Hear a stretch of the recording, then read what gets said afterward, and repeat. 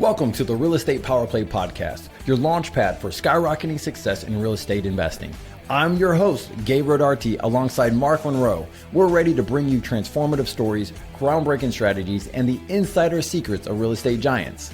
Get ready to accelerate your investment journey and become a true power player in the world of real estate. Hello, welcome to another episode of Real Estate Power Play Podcast. I am the co-host this week. My name is Mark Monroe. I got a special guest here, Kyle. Kyle and I, we've known each other for about a year and a half now, roughly? Yeah, I think about, coming up on, damn man, time flies, right? About 18, a year and a half, I'd say, almost 2 years now. Yeah. So now did we meet before I went in? Because you and I, we met at Houston's that time, and I don't remember exactly. Yeah, so we must have met just when I was diagnosed with being sick, because that's something we kind of correlate with each other. We both Yeah, had the same type of cancer, if you will. yeah, exactly. I know, life puts you through some shitty situations, but it's all about how you come on But top we're of it. good. It's like that. Yeah, that there's this cheesy Rocky quote. I wouldn't even call it cheesy, but it's called, it's not how hard you get hit. It's about how hard you can, or not how hard you can hit, how hard you can get hit and keep moving forward. So, yeah, I just kind of took it. I'm sure you looks like you're the same way. So, yeah, I know we met like obviously on Facebook, chatted, but never met in person. But then, yeah, in person probably like around a year ago. I mean, we all connect through social media. And I mean, I've talked to people throughout the years, and actually yesterday I actually just met somebody that's in Texas that we've been following, communicating. She's a real estate investor. Her and her husband were in town, on vacation. So we grabbed some Starbucks down there in Pompano. We should hit you up. I know you're not too far from that area. Yeah, I'm So in Pompano. I'm right here. Yeah, I'm right down the street. so Kyle, why don't you kind of tell everybody a little bit about yourself, a little bit about, what where you're at in your real estate journey, and you're kind of doing this part-time because you have a great full-time job, and that's, a grind. So why don't you kind of just give everybody a background? I know we were talking about you were just in California, out in oh my God, where were you again out there again? I'm Yeah, out blanking. in Newport Beach, Orange We County. literally just said this a second ago. Yeah. Hey, old age gets the best of us, Mark. But yeah, so just a little bit about myself. I just turned 30, so still I feel like I'm getting old now. Once I hit that 30 mark, my knees and hips start cracking way more than I'm used to. But yeah, I still like to think of myself as somewhat of a young buck. As Mark alluded to, grew up in Newport Beach, Orange County. I moved out here when I was 27. I honestly just kind of moved out because I felt stuck. And honestly, this is what kind of started and really kind of got the ball rolling in my real estate journey. I just felt like I was stuck in a position where I wasn't pushing myself. So I thought, hey, what better way to push myself than to actually move somewhere where I don't really know anybody, where I can further my career, where I can really just buckle down and get focused with my life. So I moved to an area called, those of you not familiar with South Florida, Fort Lauderdale. It's about 45 minutes north of Miami. But where I was a what we will call a seasoned area. I was definitely the youngest person by probably around like 30 to 40 years. So it was quiet, gave me a lot of a good time to study and really kind of just buckle down. So yeah, I really kind of just got into self-development. I guess that's kind of the precursor to me getting into real estate. I've always had a passion in real estate, but the self-development is really kind of what came first. So I developed there was a book called The Slight Edge and Atomic Habits, which talk about, doing little things. And I forgot what the last one is called by, it'll come to me probably later on and I'll just blurt it out in the middle of this interview. Basically the principle is you just start doing little things day by day, and it kind of compounds. And over time, you're just going to be, the slight edge that you do every single day is going to compound over time, and you're going to be that much ahead of other people. Then I did the Rich Dad Poor Dad route, Robert Kiyosaki, and that's kind of what really sparked back my interest in real estate. I've always had a very passion in real estate. My parents, they owned a rental property in Corona del Mar, which is a subset of Newport Beach. And a lot of my friends at USC were real estate development minors. So I interned at Lean Associates when I was in college. So I always just kind of had, again, that kind of background. But about 2.5 years ago, 3 years ago, that's really kind of when my journey started. Um, and I started doing, I wanted a low barrier to entry. If I messed up, I didn't want to, put all my eggs in one basket and, I left my 401ks deplenished. So I thought of, I did a lot of research, and how I started was, I read a few books and watched a lot of the older, Bigger Pockets podcast, stuff when they just started, Sure. which is probably like a decade ago now. Um, so then I just did a lot of research. I found a specific area, um, and this took a lot of time. I mean, it's not something you do overnight. It's definitely a process. But I learned from people, like Mark and other friends that have been in the industry for a while. Definitely leaned on them. Probably annoyed them to an extent, but I found an area in the Midwest, and then I did low income housing because again, it was a low barrier to entry. Um, and from there, I bought my first house in December of 2022. And then after that, it just honestly became addicting. I was always kind of looking every single day after work for, good deals. I was cold calling realtors to kind of start building relationships. Then I bought my second property in March, and then I bought my third and fourth property also in March of 2023. So I went from 0 to 4 like really quickly, and I thought I was a little bit in over my head. So I kind of slowed down, just kind of collected the rent checks for a while. And then, yeah, I think, Mark, that's really kind of when you and I first started because I thought I probably can't afford just to be just buying houses. I can only hold 10 houses at a time with loans. So how am I going to scale out this strategy? How am I going to be able to do this full time one day? And then, yeah, that's kind of where I came across to you, reached out, bought your book, and then the whole kind of seller financing thing kind of came into the picture. But where I am now, it's I'm under contract right now with, let me do the simple math here, 3, 5, 10 different units right now. I have a total of 5 units right now. So in about, 20 days or so, 30 days ish, I'll have a total of 15. So I think that I'm at, my goal was 10. So, I'm in a good place and I Awesome. got to be happy and content. Awesome. Congratulations.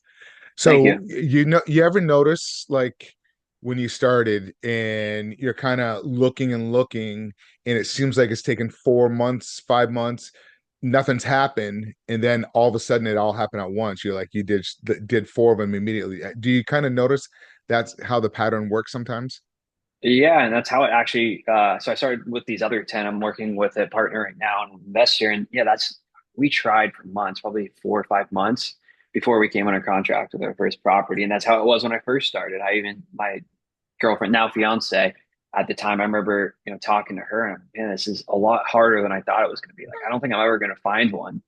So I think it highlights the need of having like a good support system, whether it be your significant other, whether it be your parents, friends, somebody that can keep you accountable, but at the same time lift you up when you're feeling down. Because there's so many times where I just was like, I can't do this.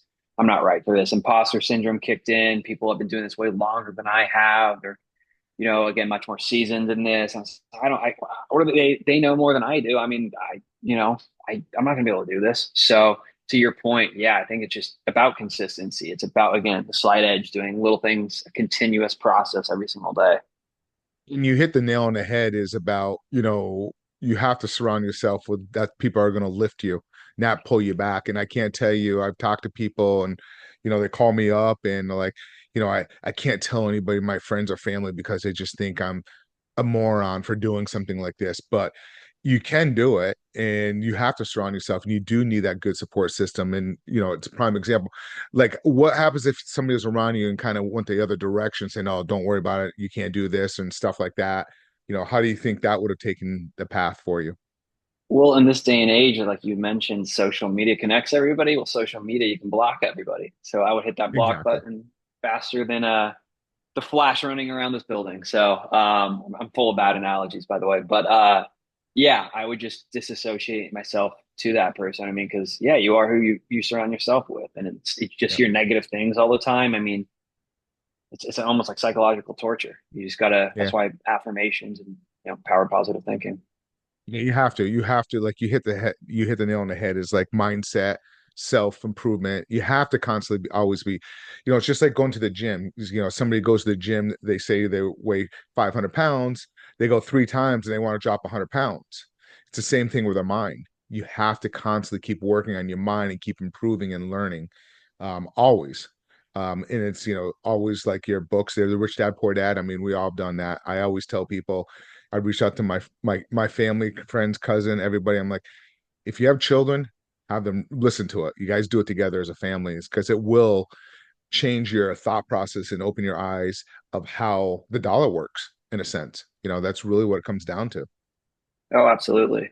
And I just Compound Effects by Darren Hardy. See, I told you how to remember it later. The book that I alluded to earlier.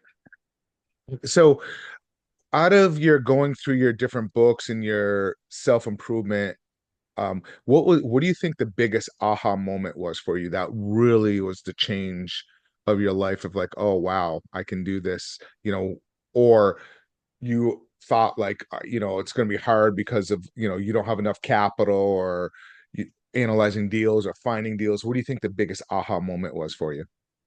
I think when I got my first one, honestly, it's that was the biggest thing. Once I saw that I could finally, find a good property, because that takes a lot of time. I think that was it, honestly. There's a lot of other kind of moments, but I think once I just got the first one, once I, signed those 200 papers that, give you writer's cramp, once I finished all that process and then finally got my Section 8 tenant in there, and I saw the rent checks, and, just my monthly payment on my mortgage was like $300, and then I was getting 1,100 a month direct deposit every single month from the government. I mean, it was, yeah, that's when I realized, like, oh man, this is real. I mean, it's tangible. I can actually see it in my own bank account, rather than just listening to somebody doing it or watching somebody else do it. Yeah. Oh, that's awesome. You're still young. You're saying you're older, but you're 30. I mean, but think about it. 30, 15, you're gonna probably, within 60 days, you're gonna have 16 or 15 properties. So just imagine where you just kind of keep at it and keep working at it. So when you analyze deals, and this is something that I want to point out, because some new people get into it and they get antsy and they end up taking a deal down that doesn't make sense just because they want a deal. You have to be very, very careful and selective, because if not, it could hurt you and put you under your first deal. So what were you, like you're saying, low entry point, you were kind of doing some research. What were some of the things that you were looking for when you were looking at a property? Yeah, so right, I think it's good to just follow one investing strategy. I mean, there's so many different ones, right? There's the appreciation route, there's the cap rate route, which is I feel like probably the biggest. There's cash on cash return route. So I think it's good to just kind of focus on one of those and then have the others as an ancillary benefit. So for me, what I did is I just focused purely on the cash on cash, because I knew that's a tangible thing that I could control. I feel like the other ones are they're great if they like appreciation. You got to, its average is like 6%. I know usually investors focus around like 3%, but I wasn't in it for like the long term. I want something that I could capitalize now. So when I was investing in these properties, I was doing purely cash on cash. And my number, I figured after I calculated, 10% for property management, 10% for vacancies, and 10% for maintenance, I was like, if I can get 30% cash on cash, like that's a home run deal for me.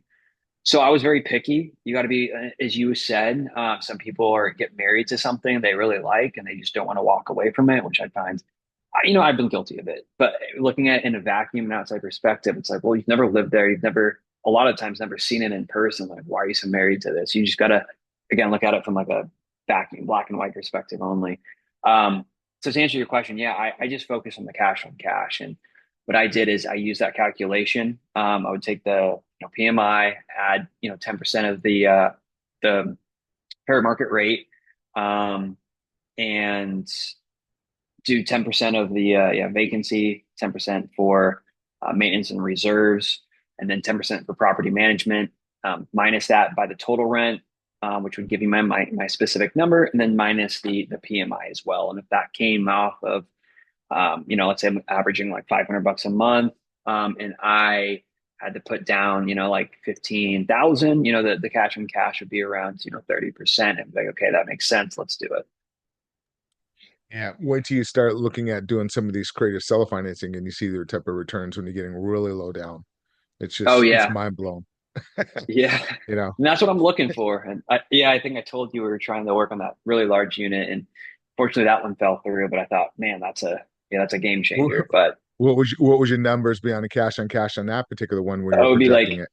I mean, it was zero down, so Yeah, it's like, I mean, infinite almost, right? I'm not a math major, but yeah, it would be I hear you. an obscene amount. So And those deals, yeah, they'll, just follow up because those things do tend to come back around. especially those If large you, ones. Yeah.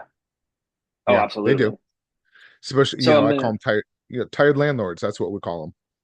and that's what this guy was. And I think that's the key. I think you hit it there perfectly. Is this guy was an entrepreneur. He was a business owner. So he went all in on his logistics business, and he was just over it. His property was in great shape, making a lot of money, and also he was making like 2,000 a month from laundry units, which I thought was insane. So there's just so many different ways you can make money too once you have these properties. So even from like Section 8 in the city, or excuse me, the county where I am, I can't charge now for water, which is really unfortunate. But you can do other things like rent out a ceiling fan for $20 a month. You can rent out a garage space for whatever amount of months to kind of get that money back as well. So like you said, it's all about being creative. Yeah. One of the things that we did, we closed on a mobile home portfolio park deal in South Carolina. It was 4 different parks. And what we're Oh doing wow. is we're putting sheds and we're going to rent the sheds out to people on their property if they want that as well, or put them in different locations. Oh my gosh, that's amazing. That kind of reminds me of the show. Have you ever seen the show called Trailer Park Boys by any No, chance on Netflix? Oh my gosh. So there's this character Bubbles, and he lives on one of the sheds on one of the trailers. It's a hilarious show. Your IQ will definitely probably lower by like 20 points if you watch it, but I mean it's hilarious. But I'll have to I check it digress. out. Yeah. But yeah, I mean, you look at different ways of try to add revenue and make it beneficiary for the tenants to live in a property. And you're always looking to kind of capitalize. I mean, as you know, in multifamily or when you're kind of doing these things and your cap rates, if you can increase the revenue, you're just increasing the value, especially when you're looking at the commercial versus residential. So, but both ways work. But yeah, I would just keep following up on that particular one, and it works really well. So, how are you finding these type of deals? Like, what's your strategy? Yeah, absolutely. So, I'm under, I guess, so one's a triplex. I'll talk about the ones I'm under contract. So there's three different ways, I guess, that I found these. So one's a triplex. That one I found through one of my realtors. It was just on the MLS. I've actually looked at, this was one of the very first properties I ever looked at. So, Mark, back to your point of staying on top of them. Um, this was a interesting property because it's technically mixed use and it's zoned as commercial residential CR, meaning since that letter is a C that's in front of the R, it's technically a commercial building. So it's very hard to get a good loan on it with good terms. So that thing was sitting on the market for like two on and off for about like 2.5 years. And again, it was one of the very first properties I looked at, and I was very disappointed that we couldn't, close on it. Well, 2 years later, as I meet different people like Mark and other people, like Matt and in our group here, he introduced me to a lender, and we were able to actually get this done and get it for a really good price. 2 years ago, it appraised for about 205. We ended up getting it under contract for 164 plus they're going to pay the realtor fees.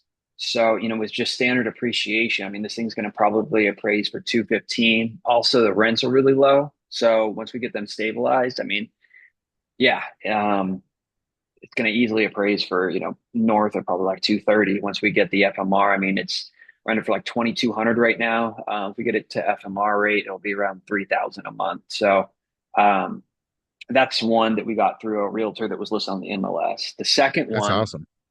actually was you and I, Mark, got on a call with him not too long ago, probably about like 6 months ago. So he's a realtor that also works as a school teacher, and one of the kids that he teaches band to, I forgot what musical instrument, but Oh, I he let remember them him. know. We were on Yeah, Zoom with him. so Yeah, he's a nice yeah, guy. so yeah. So he actually he calls me probably like once a month or so, and he called me and he's like, "Hey, I'm gonna have a property you're interested in." And I was like, "Oh, okay, let's look at it." So he told me he's like, "Well, it's a duplex. It's a 2-1 3-1." He's like, yeah, the top unit was just recently renovated. They both were, but the top one was like recently renovated in the last few months. And he's like, it's getting rented for 950. The bottom unit, the tenant's been there for about 4 years and they haven't raised the rent, and it's 500. But he'll give it to you for 85. And even just now with those rents, I'm like, yeah, it's actually a really good deal. So we did a walkthrough at the property with somebody else that I knew there. And I just paid him, $100. One of the other realtors I work with, he said it looks great. He's very peculiar about the properties, which I appreciate, because about 95% of them we look at, he says no because of this, this, and this. So having, that stressing the importance of a good team, which I'm sure we'll get to. But so yeah, when we looked at this, it was already getting about, 14, I think 50 in rent on an 85K 85K purchase price property in very good shape. I mean, completely renovated. And once we get that stabilized, I mean, the bottom unit we could easily rent out for 1,200. So I mean, that's almost, $2,000 a month on an $85,000 property. Again, if you're Unbelievable. going off, yeah, 1% rule above the 2% rule, so very profitable. So yeah, I mean, we jumped on that. Got the inspection, everything looks pretty good. So I actually have to submit what I want fixed. There's the water heaters need to be, they're a little old, but so we're going to ask to just kind of replace that. And yeah, I think we'll be underway there. But yeah, so that was another one. And then the last one actually was with another realtor that I have, my main one actually that I use. So he messaged me, and his dad owns 5 units. And he said that his dad wants to sell them. And his dad used to be a mechanic, but also a maintenance guy too. So he's very handy, like a handyman. So he called me out of the blue one day and he said, "Hey, would you be interested in this 5 unit portfolio deal?" And I said, "Well, sure." It's like, "Yeah, well," and this is going to be my first seller finance deal. So he gave me the terms.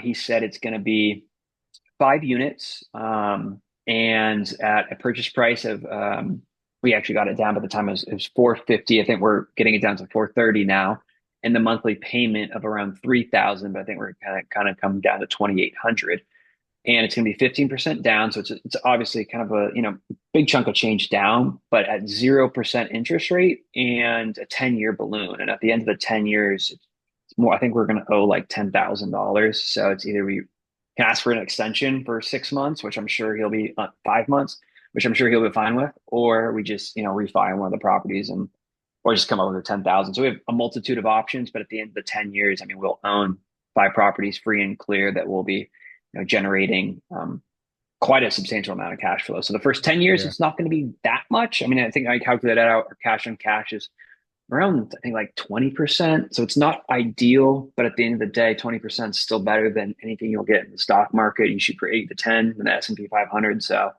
plus I'll have, 10 or 5 properties free and clear, and getting plus the appreciation, which is an ancillary benefit.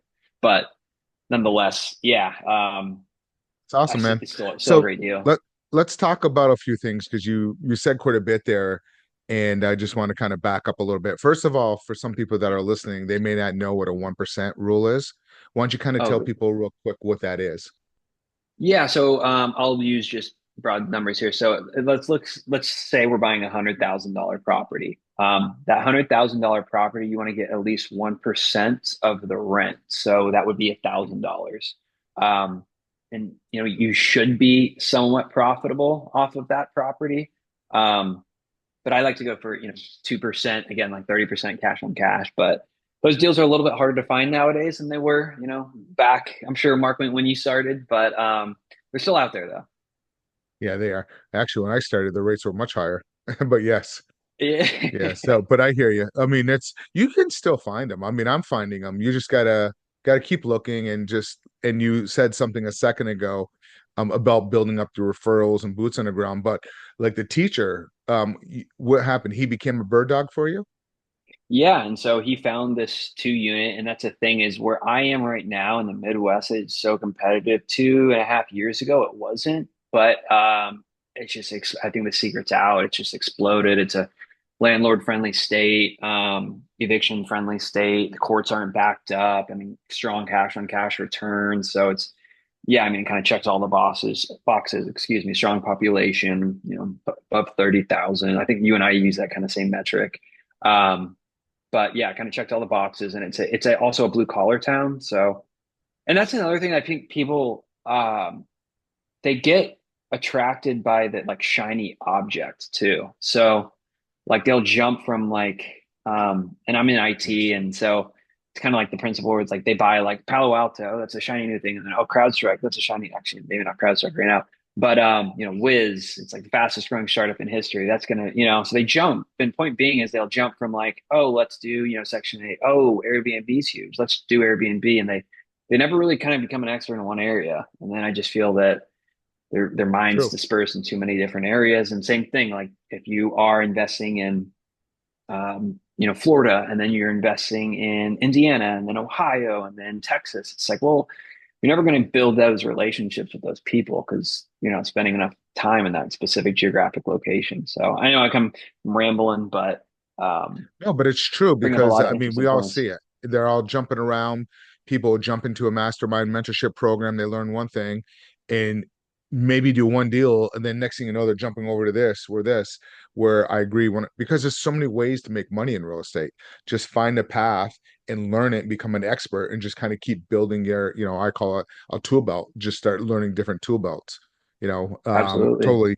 And then, you mentioned about your network, and we call it boots on the ground. That's really so. Talk a little bit about that. How did you build that out? Yeah, absolutely. So I found a realtor who at first was my property manager, and he and I just connected pretty much right off the bat. But I definitely called a ton of different realtors, and it's kind of like, Mark, you use this analogy all the time. It's like a relationship. You're gonna, do your dating. You're gonna do your due diligence. You want to make sure that you find the right fit for you. And same thing with this. If this is going to be your, full-time job or side hustle, you're still putting in, 10 hours a week plus. So you're still spending a lot of time. So you got to make sure that one, it's somebody you get along with, and two, and probably more importantly, it's somebody that you trust. So I found him.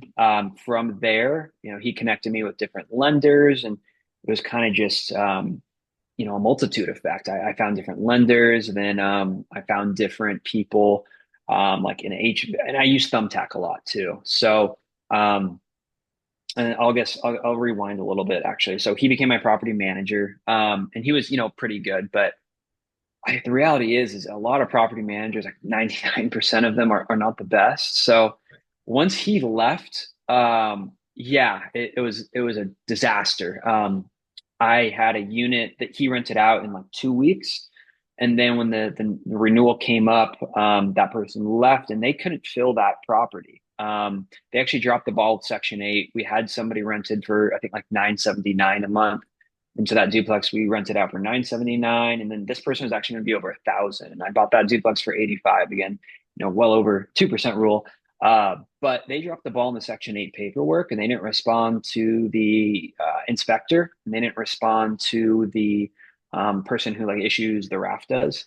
And what the RAFTAs means is, in layman's terms, is just like basically a sheet you fill out that tells you all of the intricacies about the property. Like, does it have a gas stove, how many bedrooms, bathrooms, just basic information about the property.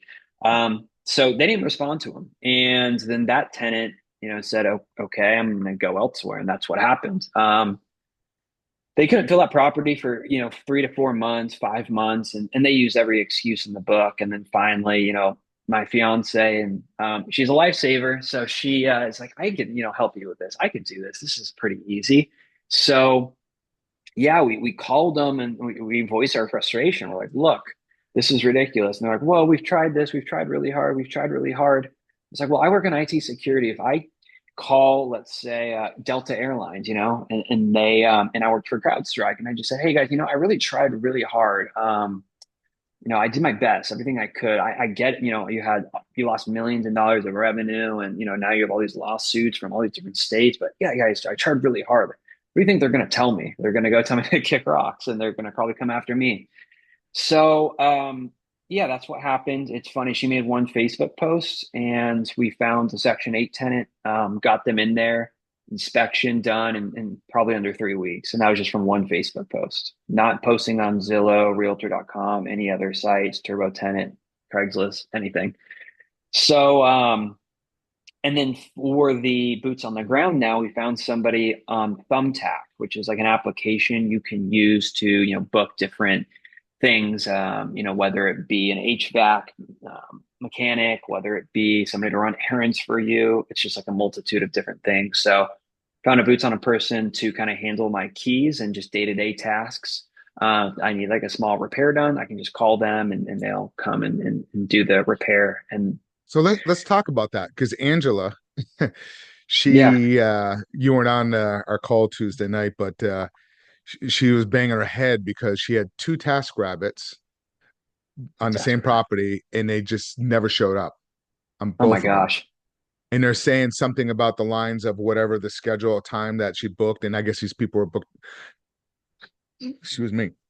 So I'm assuming you talk to these people, you set the expectations, you tell them to go out, like, manage that because that is key when you guys are looking and you're trying to do stuff virtually, boots on the ground. You need to make sure that you set the right expectations so you don't run into these problems. Why don't you talk a little bit about that, how you find these people and how do you manage it? Because we'll have Angela listen to this.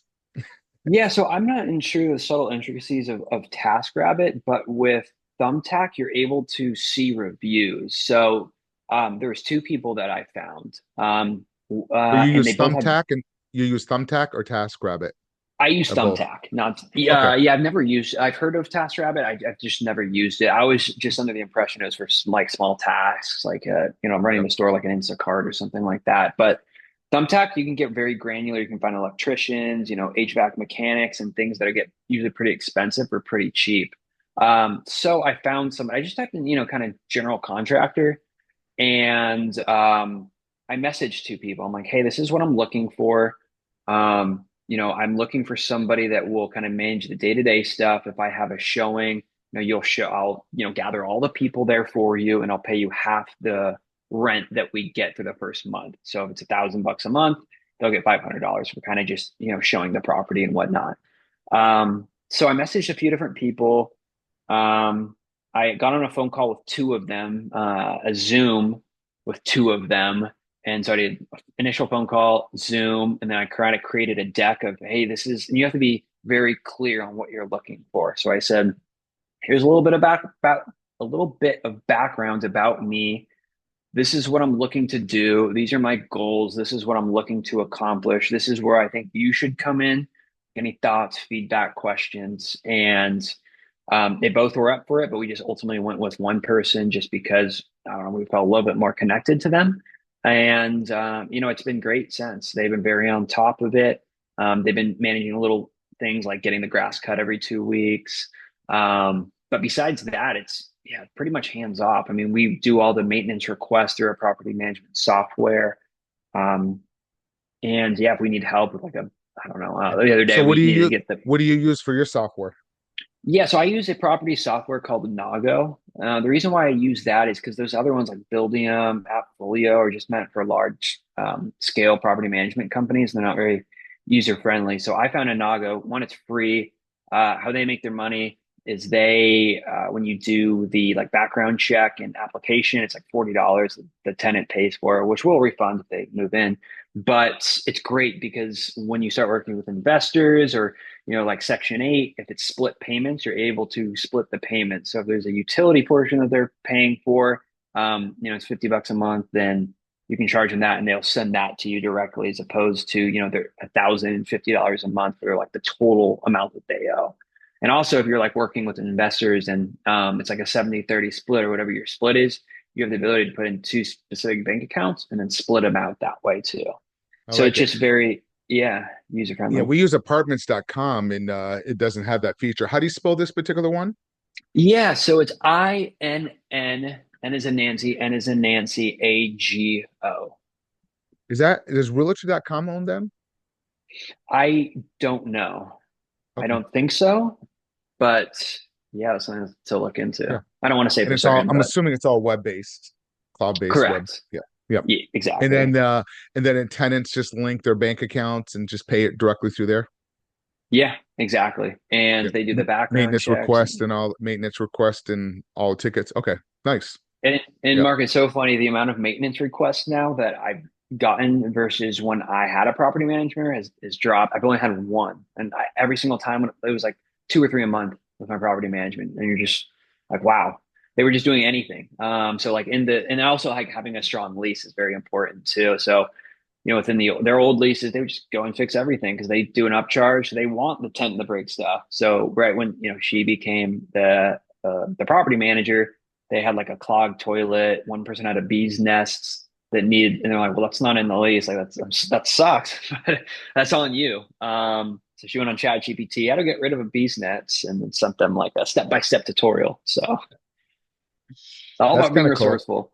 Yeah, But yeah, I want to back up a little bit because we talk about this quite a bit, and you're a proven example that, and this is where a lot of people don't do this. A lot of people will get a deal, they work it, it doesn't work out, and they never follow up.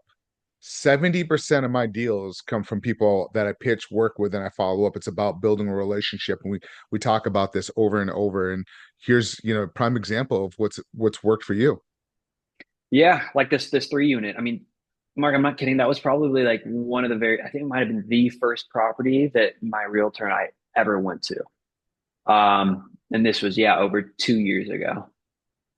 Nice. So, and my girlfriend literally remembered it as well. My fiance, I hope she doesn't hear me, but yeah, she remembers that building too. She's like, "Oh my God, yeah, I remember that one. You were very excited about that." And I'm actually getting it for a cheaper price than I was 2 years ago by about $6,000. So, It's awesome. yeah, No, I'm really happy.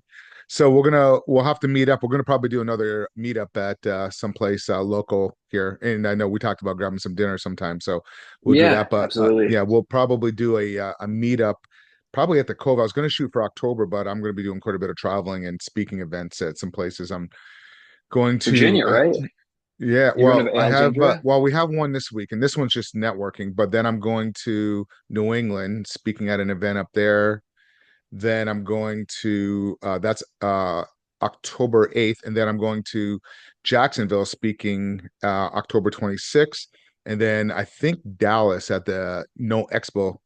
That's the second weekend of November. So I'm going to spend a little time, and I'm heading to Singapore, so that's cool. Oh my gosh, Quick that's a trip long flight. for a You got to get quick some, trip. yeah. Well, So the Singapore flight, you got to get some whiskey and just pass well, out. yeah.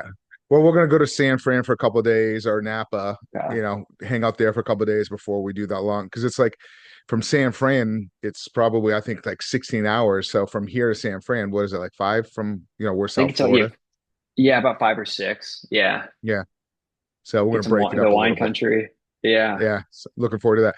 So if somebody is listening and I want to talk about two things, you buying properties, kind of give your buy box a little bit. And plus there's people listening and sometimes they have capital and they may want to partner up with you. So why don't you kind of talk a little bit about your buy box, and if somebody wants to also deploy some capital with you, how can they reach you?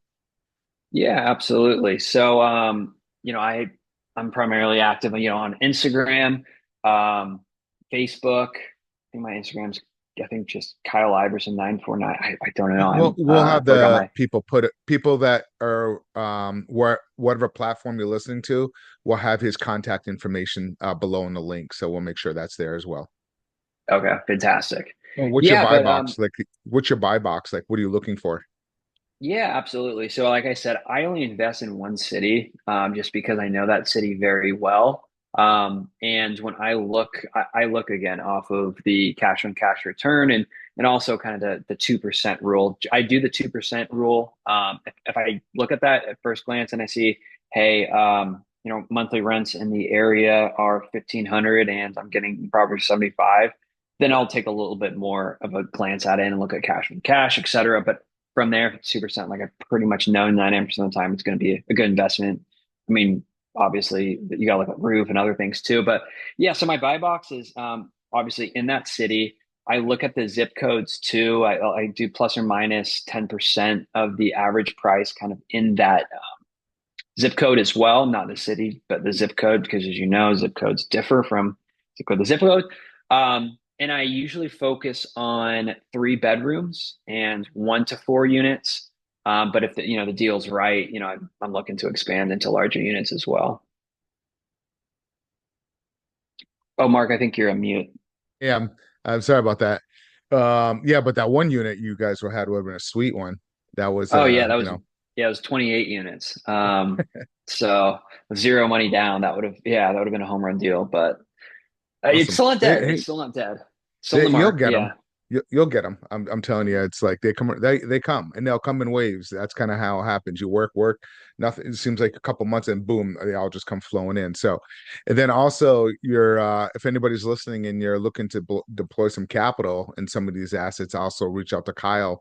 If he's not doing seller financing, he might bring some partners in. So, Kyle, I appreciate it, man. Yeah, So. absolutely, Mark. No, I appreciate you having me on here. Always great chatting. So, again, thank you guys for listening to Real Estate Power Play. If you like what you hear, just follow us for some more, like, share, and if you want us to talk about anything on our episodes, just reach out to us. Thank you guys so much.